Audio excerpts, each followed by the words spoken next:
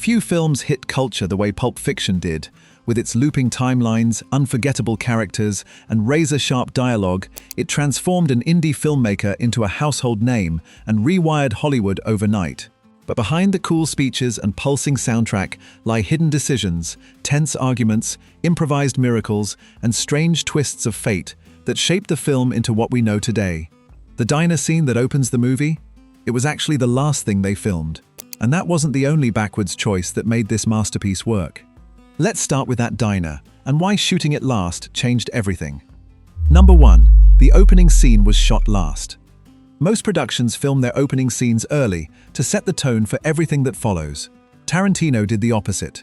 The entire diner sequence featuring Pumpkin and Honey Bunny, which bookends the film, was saved for the very end of production, and that decision wasn't just about logistics. By the time they reached that scene, the cast had spent weeks working together, building chemistry and understanding the rhythm of Tarantino's dialogue. Tim Roth and Amanda Plummer brought a lived-in energy to their characters that wouldn't have existed on day one. Their performances felt electric, unpredictable, and raw because they'd already inhabited the world of the film. Shooting in reverse order also gave Tarantino a unique advantage. He could tie the non-linear structure together with precision, knowing exactly how each thread connected. The diner scene wasn't just an opening. It was the final puzzle piece that locked the entire story into place. Number 2. The timeline built from scraps. Before the film became a cultural phenomenon, it existed as scattered fragments across Tarantino's cluttered workspace. He didn't write the script in traditional order. He scribbled scenes on loose pages, napkins, and random scraps of paper, letting ideas flow without structure or sequence. These fragments became the key to the film's storytelling approach.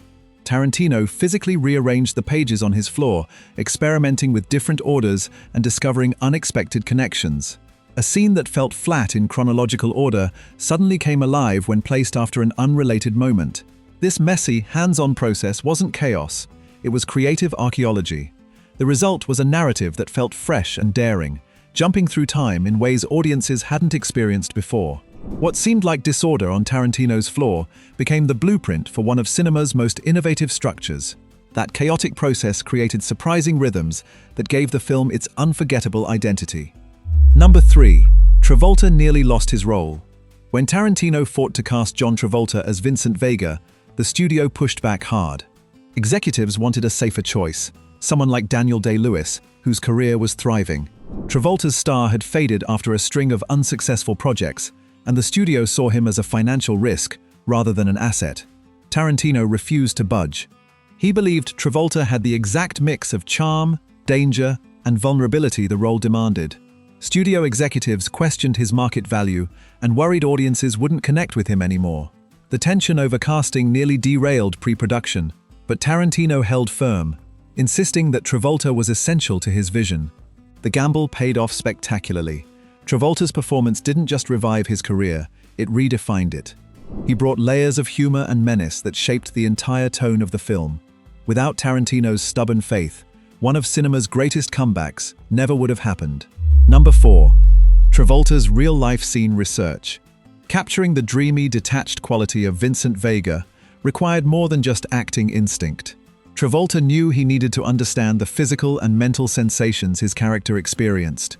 So he sought out people in recovery who could describe those altered states with honesty and detail.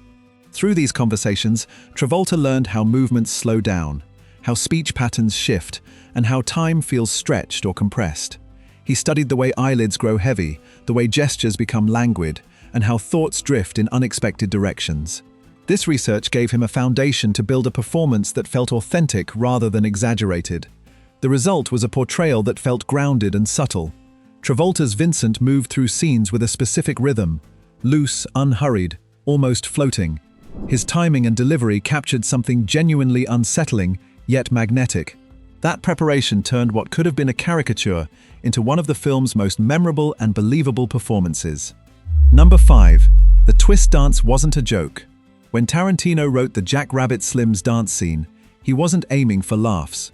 He wanted the moment to feel stylish, nostalgic, and cool, a tribute to the effortless charm of European cinema rather than a comedic set piece. That vision surprised some of the cast and crew who expected something more overtly funny. Uma Thurman initially had concerns about how the scene would play. She worried it might come across as silly or camp instead of capturing the mysterious elegance Tarantino described. Travolta, drawing on his own background, brought improvisations that grounded the choreography in genuine movement rather than parody. Together, they found a tone that balanced playfulness with restraint. The dance became iconic precisely because of its simplicity. There were no elaborate moves or flashy tricks, just two people enjoying a moment, filmed with style and sincerity. That understated approach turned what could have been forgettable into one of the most referenced scenes in modern cinema. Number 6. Jackson's almost disastrous audition. Landing the role of Jules Winfield nearly didn't happen for Samuel L. Jackson. His first audition was viewed as underwhelming. He seemed tired, disconnected, and lacking the intensity the character demanded. The production team started leaning toward Paul Calderon, who had delivered a strong reading and seemed like the safer choice. Jackson learned he was losing the role and asked for a second chance. He returned with a performance that exploded off the screen, intense, commanding, and impossible to ignore. That second audition became legendary within the production, transforming the room's energy and erasing any doubts about who should play Jules. The film came dangerously close to losing its most iconic character. Jackson's comeback reading didn't just save his casting, it defined the entire energy of the film. His portrayal of Jules became the moral center of the story, and without that second audition, Pulp Fiction would have been a fundamentally different movie. Number 7. Tarantino's wallet became iconic. The wallet that became one of cinema's most recognizable props wasn't carefully selected by a prop department. It belonged to Tarantino himself. He pulled it from his own pocket during pre-production and handed it to Samuel L. Jackson, believing Jules needed something authentic and worn rather than a pristine movie prop. Tarantino understood that small details create believability. A brand new wallet would feel sterile and fake, but something with real history, creased leather, faded stitching, actual wear, would ground the character in reality. Jackson carried that wallet through every scene, and its authenticity translated directly to the screen. That simple choice became a cultural phenomenon. The wallet's inscription turned into one of the film's most quoted elements, spawned countless replicas, and became instantly recognizable to audiences worldwide. It's a perfect example of how tiny, unconsidered details can unexpectedly define a film's legacy. Number 8. Keitel saved a production crisis. When scheduling problems threatened the Bonnie situation sequence, Harvey Keitel stepped in and stabilized everything. Production was falling behind, tensions were rising, and the crew needed someone who could anchor the chaos. Keitel's professionalism and experience became the calming force that kept the shoot moving forward. His presence did more than fix logistics. Younger cast members watched how he worked, his preparation, his focus, his ability to stay calm under pressure. Keitel became an informal mentor on set, reassuring people when things felt overwhelming and demonstrating what professional filmmaking looked like, even during crisis moments. That steadying influence rippled through the entire production. Scenes that could have felt rushed or sloppy instead maintained their quality because Keitel refused to let standards drop. His role as Winston Wolfe wasn't just memorable on screen, it reflected the real-world stability he brought to a production that desperately needed it. Number 9. Jackrabbit Slim's was all built. The retro diner that became one of the film's most recognizable locations didn't exist before production. It was constructed entirely from scratch.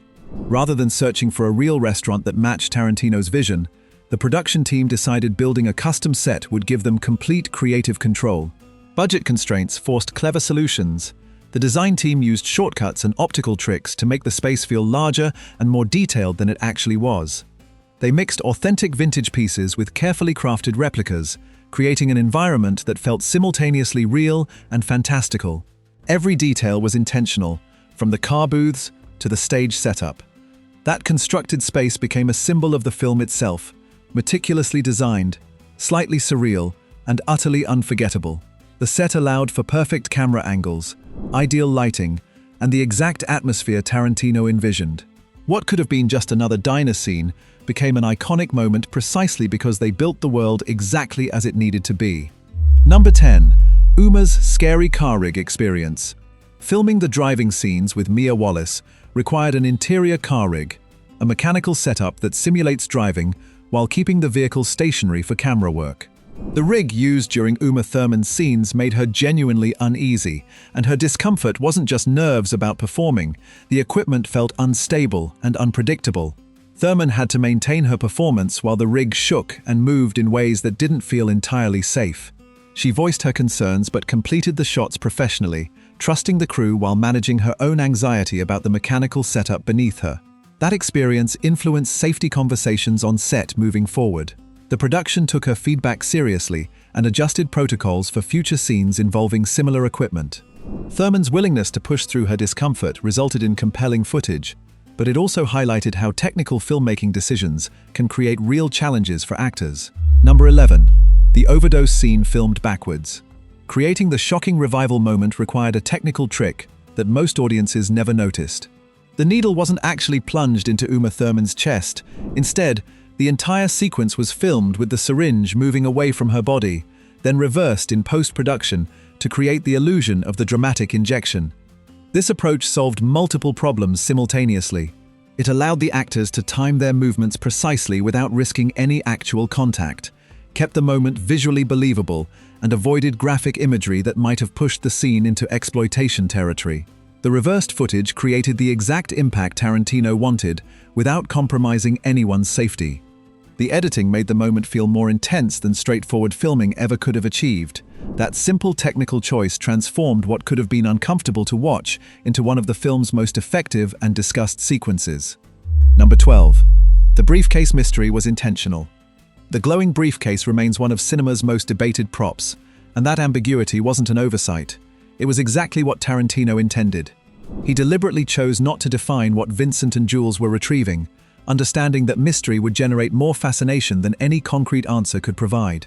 Cast members developed their own interpretations during filming. Some imagined diamonds, others thought of something supernatural, and a few believed it represented something abstract entirely. These varying theories influenced how different actors approached their scenes with the briefcase, adding unique layers to every interaction. Leaving the question unanswered strengthened the film's mythology in ways explanation never could. Audiences became more invested, debating theories and creating their own meanings. That glowing light represented possibility itself, and by refusing to close that door, Tarantino ensured the briefcase would fascinate viewers for decades. Number 13. Jules' speech was mostly invented. The Ezekiel 25 monologue that became Jules' signature moment isn't actually biblical scripture. It's largely fictional, inspired by the 1973 Japanese film Karate Kiba, starring Sonny Chiba. Tarantino took fragments of real biblical text and wove in completely invented lines to create something that sounded authentic but was mostly his own creation. He altered wording, added threatening phrases, and transformed the passage into a ritualistic speech that Jules delivers before violence. The brilliant deception worked perfectly. Countless viewers believed they were hearing genuine scripture, and the speech gained weight from that perceived religious authority. This invention became one of cinema's most surprising creative triumphs. The monologue feels ancient and meaningful, yet it's essentially original writing disguised as sacred text. That layered deception created something genuinely iconic that transcended its manufactured origins. Number 14. The trunk shot happened by accident. One of the film's most recognizable visual signatures wasn't planned in advance. It emerged from spontaneous experimentation. Cinematographer Andrei Sakua was testing camera angles when he placed the camera inside a car trunk and captured the perspective of looking up at characters. The unusual framing caught everyone's attention immediately. Tarantino recognized the shot's value instantly. The low angle created an unsettling intimacy, placing viewers in a vulnerable position while characters loomed above. It felt fresh, slightly threatening, and visually distinctive, everything Tarantino wanted his film to be. He decided to make it a recurring element throughout the movie. That accidental discovery became a stylistic signature that influenced countless films afterward. The trunk shot appears multiple times in Pulp Fiction, each instance adding to the film's visual identity. Spontaneous creativity shaped the movie's look in ways meticulous planning never could have achieved. Number 15. Willis took a pay cut to change image. Bruce Willis accepted a significantly smaller salary than his usual rate to play Butch Coolidge, and the financial sacrifice was entirely strategic. After years of being typecast as the wisecracking action hero, Willis wanted to demonstrate range and work with a filmmaker whose vision excited him creatively rather than financially. The character of Butch appealed to Willis because it required vulnerability, complexity, and dramatic weight beyond what his typical roles demanded. He saw the opportunity to escape the narrow box Hollywood had built around him. Taking less money signaled serious artistic intent and showed Tarantino he was committed to the character rather than the paycheck. That financial sacrifice became a turning point in Willis's career. His performance revealed dimensions audiences hadn't seen before and proved he could handle material that required more than physical presence. The role revitalized his artistic credibility and opened doors to more varied work. Number 16. The Gold Watch Told Like a Legend. Delivering Captain Coon's monologue about the watch required a specific tone that balanced sincerity with something stranger. Tarantino directed Christopher Walken to perform the speech as if recounting a mythic tale, something both deeply serious and slightly surreal, like a story passed down through generations that had grown larger than life. Walken understood the assignment perfectly. He blended genuine emotion with subtle exaggeration, making the horrific details of the watch's journey feel both real and almost fantastical. The performance walked a delicate line between drama and dark absurdity, creating a moment that felt completely unique within the film. That blend of sincerity and strangeness gave Butch's emotional backstory unexpected power. The watch wasn't just a family heirloom, it became a legendary object with mythic weight. Walken's delivery transformed what could have been a straightforward exposition scene into one of the film's most memorable and quoted moments. Number 17. A scene the crew didn't want to film. The pawn shop basement sequence created genuine discomfort among parts of the production crew. Some expressed reservations about filming the material, worried about how it would be received, and whether the tone could be managed appropriately. These weren't casual concerns, they reflected real ethical conversations happening behind the scenes. Tarantino listened to the concerns and made adjustments to how the sequence would be framed and shot. He worked carefully with cinematography and editing choices to maintain narrative impact while handling the sensitive material with consideration. The approach focused on suggestion and implication rather than explicit imagery. The final result demonstrated how difficult material could be included without exploitation. By adjusting framing and being thoughtful about what the camera showed, Tarantino preserved the story's intensity while respecting the crew's concerns. The scene remained powerful and essential without crossing lines that would have compromised the film. Number 18. The scene they almost deleted. Test audiences reacted with shocked intensity to Marvin's sudden and graphic moment in the car. The abrupt tonal shift caught viewers completely off guard, and some audience members walked out. Studio representatives suggested removing the scene entirely, arguing it disrupted the film's rhythm and risked alienating viewers. Tarantino refused without hesitation. He believed that jarring shift was essential to the film's identity. It demonstrated how quickly violence could erupt from mundane conversation, shattering comfortable expectations. The scene wasn't gratuitous shock. It was a deliberate narrative strategy that forced audiences to recalibrate their relationship with the story. That moment became one of the film's defining tonal pivots. What seemed like dark comedy suddenly revealed genuine consequences, and the cleanup that followed showed characters dealing with messy reality. By holding firm against pressure to cut it, Tarantino preserved one of the movie's most daring and effective choices. Number 19. Tarantino's voice, hidden throughout. Beyond his on-screen cameo, Tarantino embedded himself into the film's audio landscape in subtle ways most viewers never notice. His voice appears in background moments, quick snippets of dialogue, ambient conversations, and sound details layered into scenes. These audio Easter eggs were his playful way of inhabiting the movie's world beyond visible appearances. He enjoyed the secret nature of these additions, knowing they added texture that attentive viewers might catch on repeated viewings. Some voice cameos happened during ADR sessions when background chatter needed filling. Others were planned insertions where Tarantino couldn't resist adding his own flavor to the soundscape.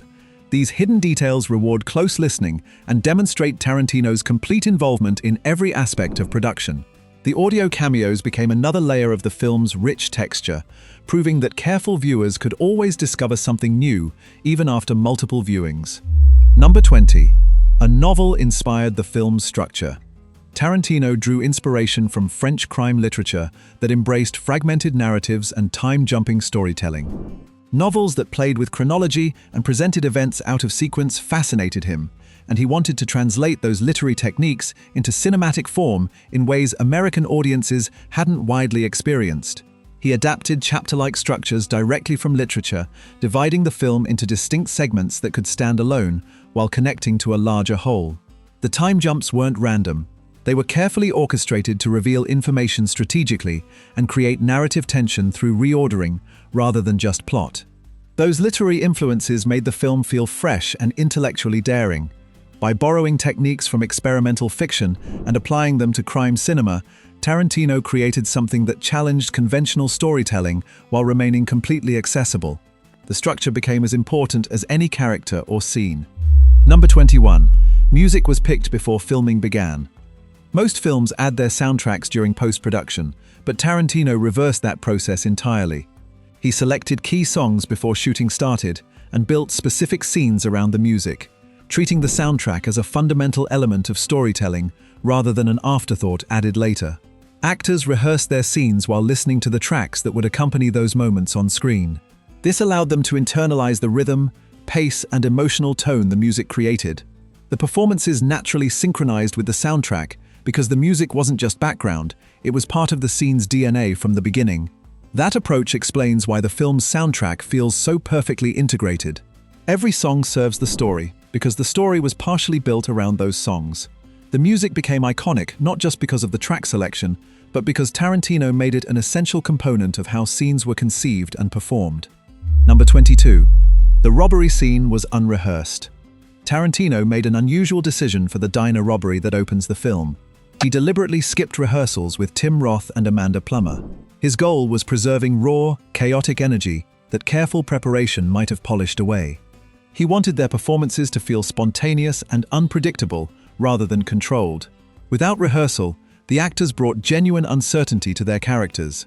Their timing felt erratic, their energy felt dangerous, and their chemistry felt electric because they were discovering the scene in real time. That lack of preparation created exactly the volatile atmosphere Tarantino envisioned. The gamble produced performances that crackled with life and tension. Pumpkin and Honey Bunny felt genuinely impulsive and unstable because the actors weren't locked into practiced rhythms. That spontaneity helped establish the film's tone immediately, signaling to audiences they were watching something unpredictable and alive. Number 23. Hidden edits in the final diner scene.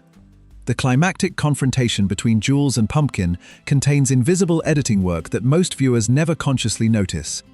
Editors inserted micro-cuts, tiny, nearly imperceptible edits that subtly shift angles and timing, to build tension without audiences realizing they were being manipulated through technique. These hidden cuts controlled the scene's emotional rhythm with surgical precision. A fraction of a second edit would tighten the tension just before a line of dialogue, or a quick cut to a reaction shot would amplify the stakes without disrupting the flow. The editing guided mood and pacing while remaining completely transparent. That invisible craftsmanship demonstrates how small technical choices shape emotional response. Viewers felt the tension escalating but couldn't identify why. The scene worked because editors understood that the most effective editing disappears completely, influencing how audiences feel without drawing attention to the manipulation. Number 24. The film that launched copycats. Following the success of Pulp Fiction, Hollywood flooded with imitators copying its non-linear structure, witty criminals engaging in pop culture debates, and stylized violence set to carefully selected music. Studios greenlit countless projects hoping to capture the same lightning in a bottle. Most imitators failed to understand what made the original work. They copied surface elements, fractured timelines, snappy dialogue, ironic soundtrack choices, without grasping the deeper storytelling craft underneath. The knockoffs felt hollow and calculated, mistaking style for substance and cleverness for genuine character development. The wave of copycats actually highlighted the original's brilliance. Pulp Fiction succeeded because of strong fundamentals disguised as rule-breaking experimentation. The film reshaped indie filmmaking throughout the 1990s, proving unconventional storytelling could achieve mainstream success while inspiring a generation of filmmakers to take creative risks. Number 25. The cast worked for shockingly low pay. Despite featuring major Hollywood stars, Pulp Fiction operated on a remarkably tight budget that required significant financial compromises from the cast. John Travolta, Bruce Willis, and other established actors accepted surprisingly small salaries compared to their usual rates, enabling the production to afford the ensemble. The reduced pay created unexpected advantages for Tarantino, With actors invested in the project for artistic rather than financial reasons, he gained casting flexibility and attracted performers genuinely excited about the material. Everyone involved understood they were sacrificing immediate payment for the chance to be part of something special. That modestly funded film became a massive financial success, earning over $200 million worldwide against its $8 million budget. The star's willingness to work for less enabled one of cinema's greatest independent success stories, proving that betting on vision rather than paychecks could yield extraordinary returns for everyone involved. Decades later, Pulp Fiction still feels as sharp and unpredictable as the day it premiered.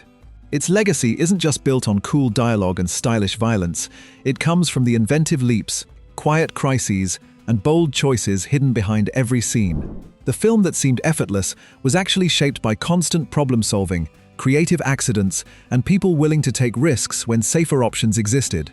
From wallets pulled from pockets, to auditions that almost failed, from scenes filmed backwards, to music chosen before cameras rolled, these secrets reveal a production fueled by instinct and creativity rather than conventional rules.